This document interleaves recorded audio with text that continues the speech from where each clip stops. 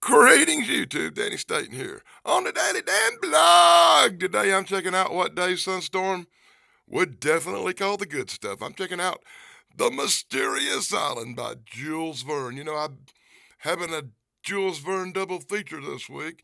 I checked out Journey to the Center of the Earth last week, so this week, as part of my double shot Jules Verne, I'm going to take a look at Mysterious Island. You know, this will be my second attempt to film this video today. I filmed a really good version of this video earlier, got ready to upload it, dropped the phone, it landed in the dog bowl full of water. So now that phone's drying out. And hopefully that video will still be okay, maybe. If the phone still works and it's still loadable, you'll probably see that one over on the Fat Comic Book Guy. So I'm going to try this again and hopefully it'll be up on the blog if we're lucky. Right, Dave? Right? This is my first attempt to make a comic book video with this phone. I don't like these big iPhone thingies, but we'll see how it looks. It looks like the picture may be a little better than usual. What do you guys think? Let me know in the comments below. When I checked out Journey to the Center of the Earth, it was from 2008. It was a reprint. It was a remaster of a classic. I pointed out while the colors may be a little sharper, the book is still a good inch smaller than the original classic comic book. But this one I got here is a gem. It's number 34. It's a 15 cent. It's classic illustrated, and it's an original from 1947. I'm not real thrilled with some of the condition of the book, but I guess from 1947, I ought to be happy it's still around. I have to admit, I read Mysterious Island back in high school, but I had forgot a lot. I forgot that it wasn't exactly like the movie. Hey, has anybody ever seen the movie? You know, where Confederate prisoners escape the Union Army, ride a balloon, wind up on an island, meet two cool hot chicks? Oh, this is so not the camera for this. Really, it's not. But I gotta do this gag.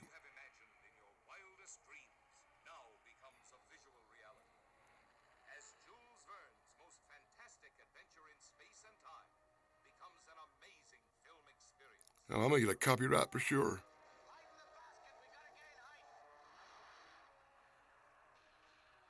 With the crappy way I'm doing this video, I ought to be able to get by with it, right?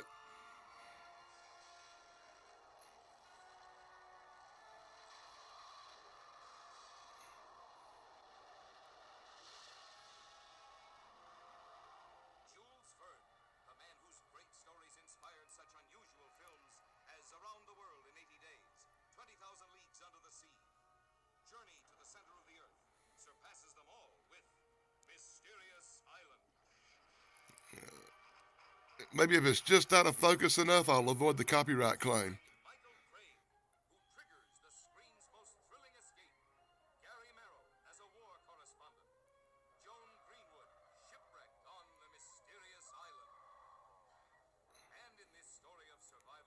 Beth. Beth, I hear you calling.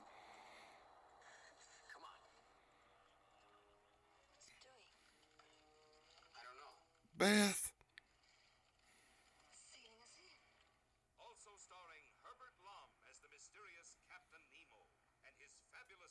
Yeah.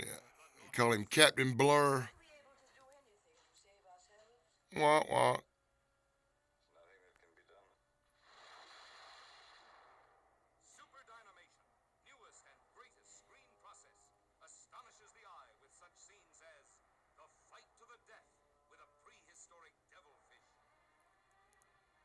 Prehistoric devilfish. Yeah, you won't be seeing that in the comic book.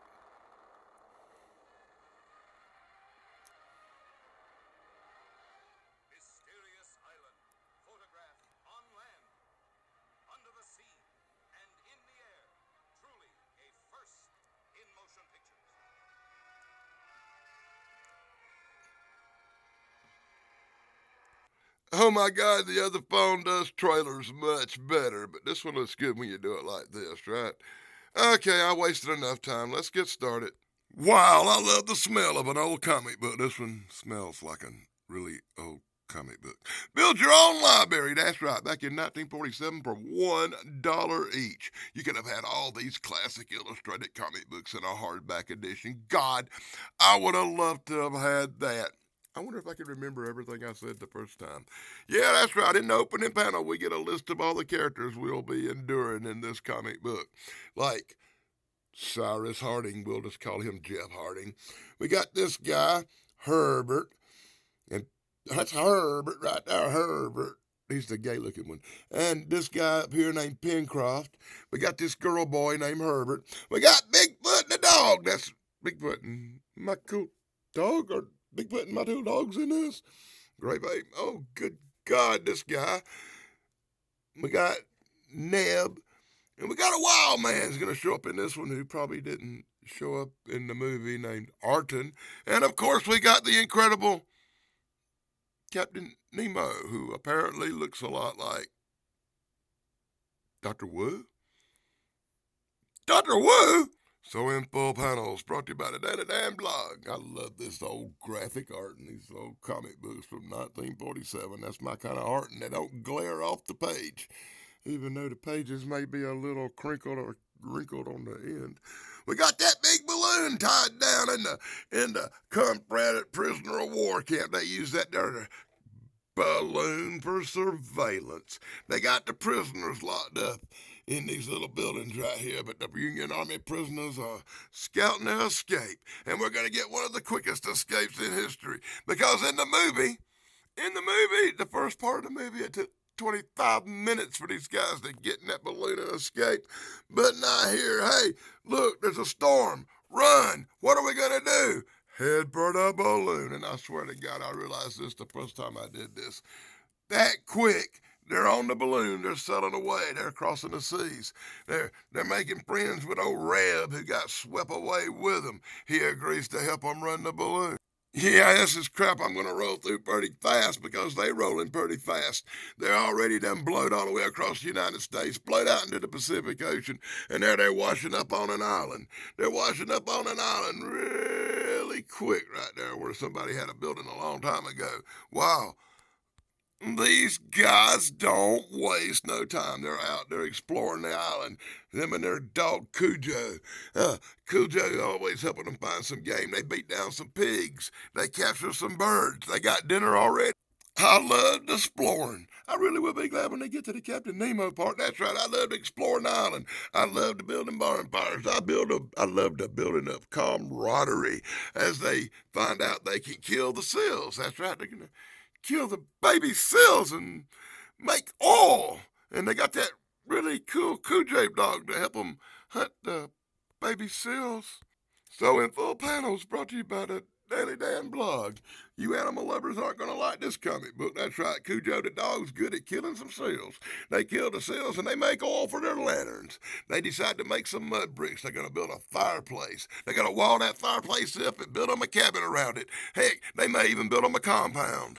That's right. They make them a little bit of dynamite because they know how to make it from scratch. They use it to blow up some trees and clear a big spot. We're going to build our little compound over there, and it'll have a cave back up so we can sneak down into the cave and use it to store food. And on their year-long building project begins. It takes them a year. It takes them a long time. They make the incredible pipes. That's right. Now that they have created pipes, they will be able to smoke tobacco again. Yay, because I know how it feels not to have tobacco. It's awful. Oh, the humanity. Oh, this comic book. Oh, let's bash these little pig things in the head and make some sausage. Mr. Cheetah thought he was going to steal it. Mr. Cheetah run in to grab their little pig and take their food away. Mr. Cheetah wound up a coat. That's right. Do not try to take away the Thanksgiving Day meal of these guys as they roasting up a... Well, wait a minute. Hold on. It's a Christmas dinner. That's right. They're roasting up their Christmas dinner because it's Christmas time this year. I found some Christmassy stuff in a comic book for you guys. They're roasting up Christmas dinner. Okay, technically it's Thanksgiving, but we're going to call it Christmas dinner. I don't see how I missed that the first time. Wow, they get lucky. They find some supplies that they don't know where they come from. Somebody left a mysterious bundle of supplies laying under a tree in the forest. Who knows how long it was there, but we could use the food as we work on building our little canoe. That's right, they build them a boat. And as they circumvent the island in their little boat, they find more supplies. More supplies conveniently left for them by an unknown benefactor. An unknown benefactor they share the island with, including a truck of treats. That's right. In their truck of treats, they find all the stuff they do to chart their position. They find guns and more powder and ammunition and a logbook. A logbook of the Nautilus. A logbook of Captain Nemo's adventures. They found that somewhere near here the Nautilus sunk and all this stuff from the Nautilus must have washed up, because they're all dead and gone now. Hey, look, we even found us a Holy Bible. That's going to help because you guys need to pray. Info Panels brought to you by the Daddy Dan blog. I'm praying too. I'm praying through I can make it through this comic book review without dropping something in water or breaking something or whatever. They find out by using the nautical plotting devices that they're in the middle of the ocean around nothing, and it ain't much chance nobody's going to rescue them, so they're going to have to build their own boat. And they get busy on that because they're going to be here for years as they build them a little cliff-dwelling house with adobe bricks where they can guard themselves from anything including invading pirates, which I'm sure will show up eventually. But I got that wrong. They hadn't built that stuff yet. What am I thinking? No, they discover a cliff dwelling. They discover that somebody else has been living on the island. It's a mystery. A mystery seems odd because they found the house of the trained ape Bigfoot. That's right, Bigfoot makes his first appearance.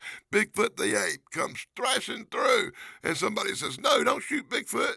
I can't believe I got that confused, but I'll just start over if I wasn't 12 minutes in. Anyway, they discover this adobe hut. They discover an ape. They don't kill the ape. The ape's acting retarded. The ape's acting crazy. The ape's acting insane. The ape gets nailed to the wall with a knife, and then the ape calms on down. After a little while, they realize the ape's kind of like a human. The ape's kind of trained. The ape's a Bigfoot baby. The ape wears clothes. The ape talks somewhat and grunts, and the ape loves smoking the pipe.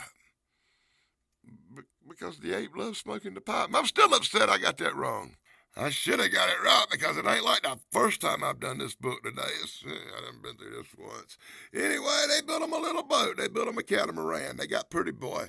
They got Pretty Boy running the catamaran as they decide to sell off and try to find help. It don't go good. The boat gets washed out. The boat gets took apart and it gets washed back up on the shore. They'll have to try again as Pretty Boy gets attacked by Solomon Grundy. And it was at this point I learned in the movie version, 2 hot chicks show up on the island. The movie version's a lot better. Now, in this one, you get Solomon Grundy, the caveman, showing up riding on top of Pretty Boy. It don't take them long to subdue that clown and make friends with him. Oh, my God. As they find a shipwreck washed up on the beach, they find lots of supplies from this wheelhouse mess. That's right, the shipwreck belonged to Solomon Grundy's crew. And Solomon Grundy and his crew washed up here years ago. All of them died except for Solomon Grundy, who made friends with the ape and trained him well and used supplies from that ship to last till he run into these guys, apparently. Hey, look, a ship on the horizon as the pirates arrive. Maybe we'll get some action now. I love the way they just assume these are pirates are like some bad guys. It's because they got that flag, right? Anyway, they go out with some of their homemade dynamite and sneak aboard the pirate scallion ship. Then the pirates are talking about making somebody walk a plank as they sneak around and rob up the place for guns and all kind of cool stuff off the pirate ship. One of them gets discovered and they do a little battle with the pirates. One of them jumps in the water and distracts, but he left the pirates a little surprise. His homemade bomb with a fuse burning in the hole on top of all their gunpowder. Kaboom! Oh, most of the pirates are gone now, and the few survivors, Well, they probably won't last long. Discovered on the beach today, the wrecking hulk of a pirate ship. We'll have to use parts from this to fix us a bigger ship one day that will get us off this island. They jump on their little catamaran after patching a hole from where it tried to escape before realizing that boat's too small for an ocean voyage. Yeah. So they take the convict sloop. That's pretty cool. And then our heroes act like real heroes. They track down the remaining pirates and go to battle with them. And info panels brought to you by the Daily Dan blog. The pirates meet a somber end and are buried quickly. Bigfoot takes care of Pretty Boy who got beat down in the attack. Hey, and look, that old ghost dog that we ain't seen in a while. Arf, arf, cool dog's still around. As a giant lizard is on the prowl. This book never stops because right after the pirates get wiped out, then a giant lizard shows up and eats the bodies. Oh my God, this comic.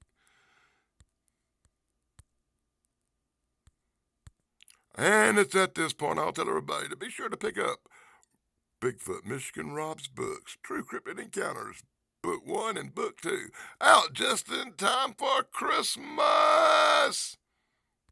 Be sure to check out my friend Dave Sunstorm and his brother Steven Sunstorm. You know, the Good Stuff Brothers. Hey, if I keep it clean, maybe this comic book review will actually get watched by Dave. Well, a special shout out to my friend Thrash Pondo Ponds, my partner in crime. See us this Sunday coming as Thrash and Ponds. Thrash Ponds and Dan Save Christmas with our friend Sarah. Be sure to check out the Golden Rage of TV, Pat McCormack. And all our other good stuff friends. BK on the air, Big Guys 45's Coleridge Comedy Channel. My flock Sarah, I love you, Sarah.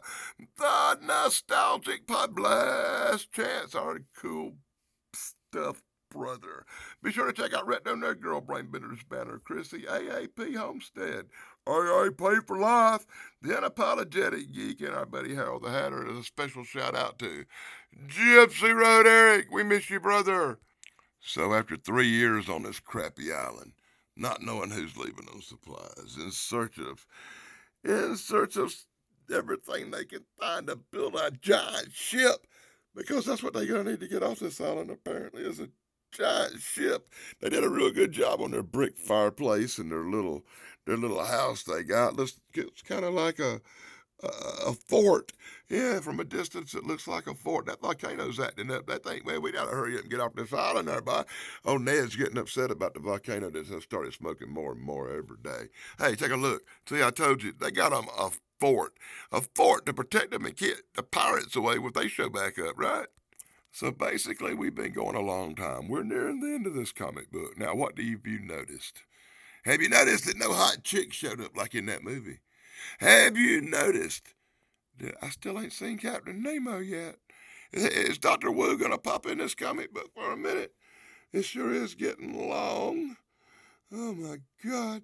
Well, anyway, they're working on their ship. They're trying to get it together. They discover a cave. That's right. Look at this. It's a cave. We should take a boat and explore in the cave.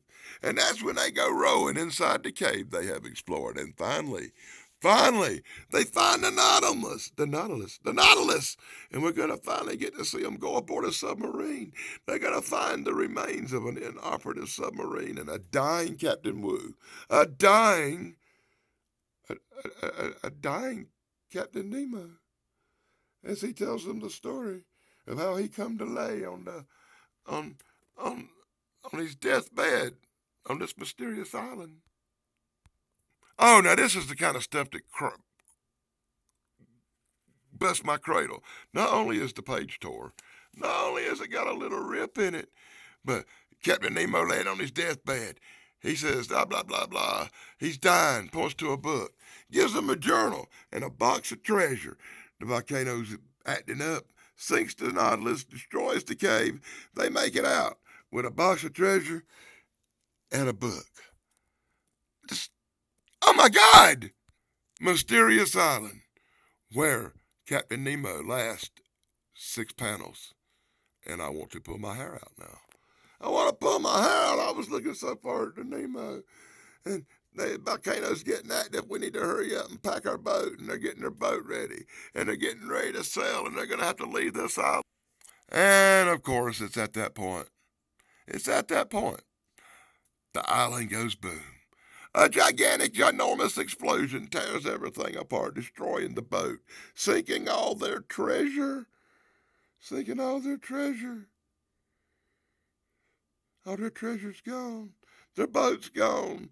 They're floating on a pile of crap in the ocean. They're all doomed when, wonk, a ship comes finally sailing into port after seeing the volcanic explosion and coming to investigate. Our heroes are rescued, with the only thing surviving from their adventure on Mysterious Island, a map, and Nemo's journal. The end. And now I'm crying. No two hot chicks. 6 panels of Nemo. Oh my God. Well, I didn't take it as bad that time as I did the first time I reviewed it. I hope that video isn't lost forever. I hope that camera phone dries out and I can upload it one day. I hope this one don't turn out too bad. I hope I don't have to keep making videos on this phone from now on. Oh my God. You get to the life of Jules Verne. Didn't I see this in that other comic book I did? If you want to try to pause it and read it with this blurry camera, you're welcome to go ahead and try. And in the back, you find the back cover. You could have ordered tattoos for $1.50 and had 40 of your favorite stick-on, lick-em tattoos for your arm in 1947. And a really cool, good stuff back cover, featuring all the really cool classic illustrated comics you could have had in 1947 that were out. And I would normally make a Trojan condom joke right now, but I want people to actually share this video out like Dave, so I'm not going to do that. Or maybe I just did it and you didn't realize it. What? Until next time, this is Danny Staten. Be sure to like, subscribe, and ring the bell, and I'll be back with another comic book review. Hopefully next week. I might actually have something real Christmassy next time. I think it's got a snowman in it. Till next time, blog over, dudes.